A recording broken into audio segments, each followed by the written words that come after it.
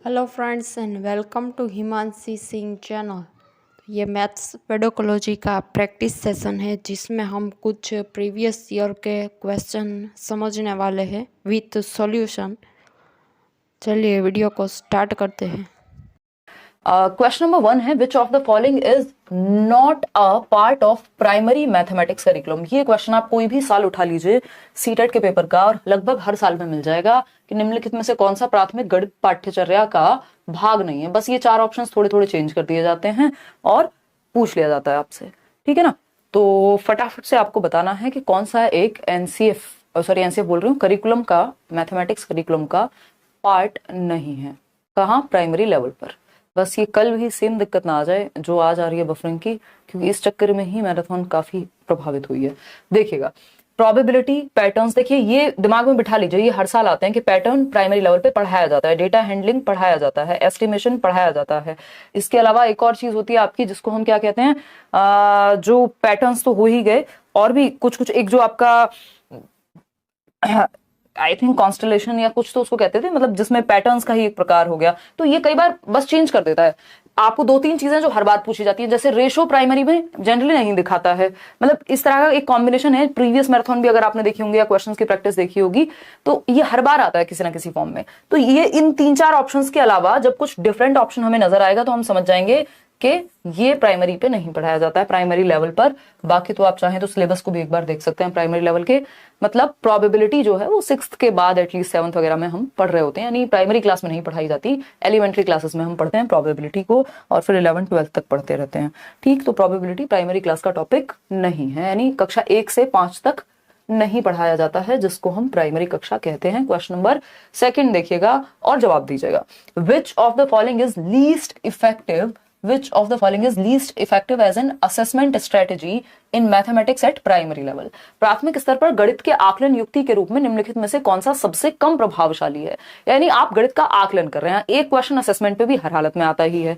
तो अगर हम बात करें तो सबसे कम महत्वपूर्ण या नॉट इंपॉर्टेंट, उतना हम कहेंगे किसमें? असेसमेंट यानी आकलन। जब आप बच्चों को जान रहे हैं कि उनको कितना आता है, कैसे आगे बेहतर करेंगे, तो ऑब्जर्वेशन बेस्ड एक्टिविटीज, कि आप कोई एक्टिविटी आपने बच्चों को दी और आप देख रहे हैं, ऑब्जर्व कर रहे हैं, ये तो होना चाहिए, ठीक है ना। फिर आगे बढ़े। मैंने कुछ भी नहीं पढ़ा ma'am, please guide me. Shubham Tripathi कह रहे हैं। शुभम त्रिपाठी सिर्फ नोट्स उठा लीजिए, डिस्क्रिप्शन बॉक्स में लिंक दिया हुआ है, या टेलीग्राम चैनल पे भी उन नोट्स को पढ़ लीजिए 3 से 4-5 बार और पढ़ पाएंगे आप। बहुत शॉर्ट नोट्स हैं, है ना। और जो क्वेश्चंस ये 5 प्रैक्टिस सेशंस कराए हैं, मेगा सेशंस, इनको देख लीजिए। इससे ज्यादा शॉर्ट वे अगर कोई बता दे तो बता दीजिएगा। ये काम आपने मल्टीपल टाइम कर दिया तो अभी भी निकल जाएगा। पेपर कोई तूफान नहीं है और जिस सिलेबस भी चेंज नहीं हुआ जिस पेपर का इतने सालों से, और ऑफलाइन में कंपैरेटिवली इजी रहती हैं चीजें। तो ऑब्जर्वेशन बेस्ड एक्टिविटीज, इसका मतलब ये नहीं बिना पढ़े पास हो जाएंगे, बट इतना काम कर लीजिए।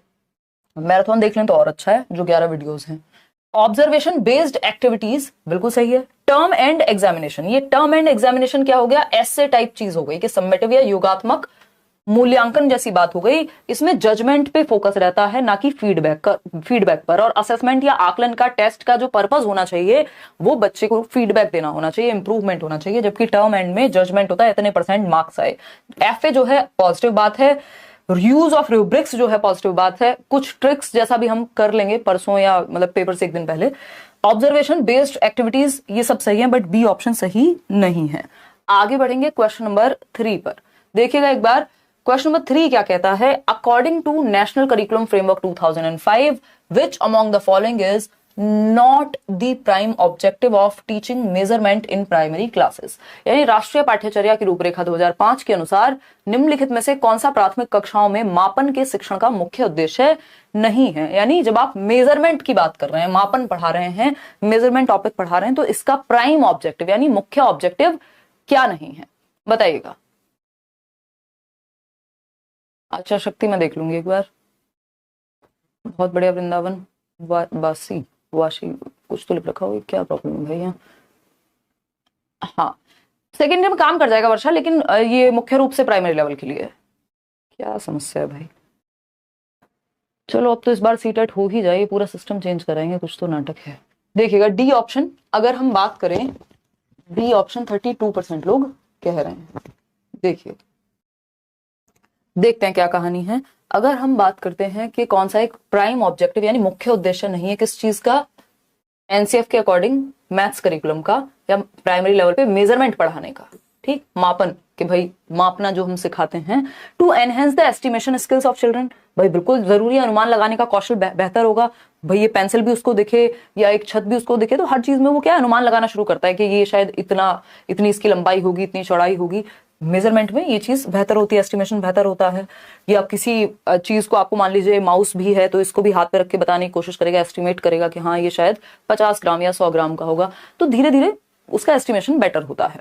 बी ऑप्शन है to make children familiar with standard units of measurement, यानी मापन की मानक इकाइयों से बच्चों को परिचित करवाना, जो कि सही बात है। जो स्टैंडर्ड यूनिट्स ऑफ मेजरमेंट हैं वो भी थोड़े से उससे क्या होंगे, अवगत हो जाएंगे कि भाई ये सेंटीमीटर होता है, ये किलोग्राम होता है, ये होता है, ठीक है।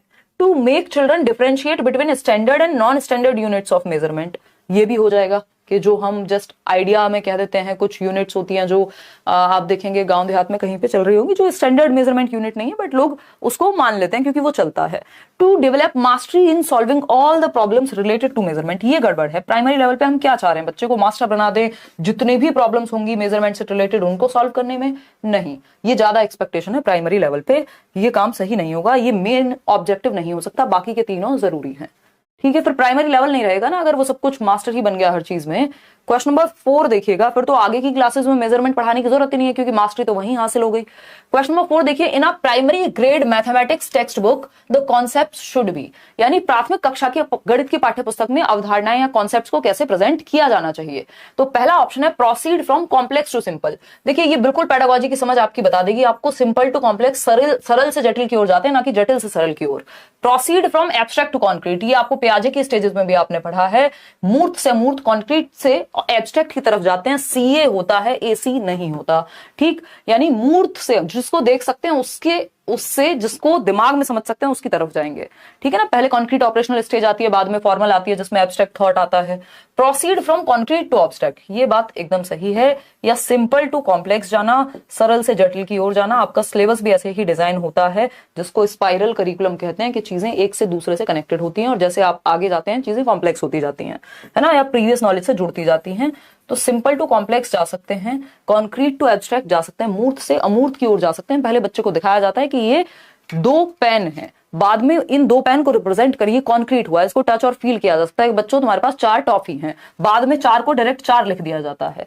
तो हम क्या जाते हैं, कॉन्क्रीट से एब्स्ट्रैक्ट की तरफ जाते हैं, ठीक है जी। बात डी ऑप्शन है, be introduced through formal algorithm, algorithm हो गया बिल्कुल, उसको रटे लगाने वाली बात हो गई।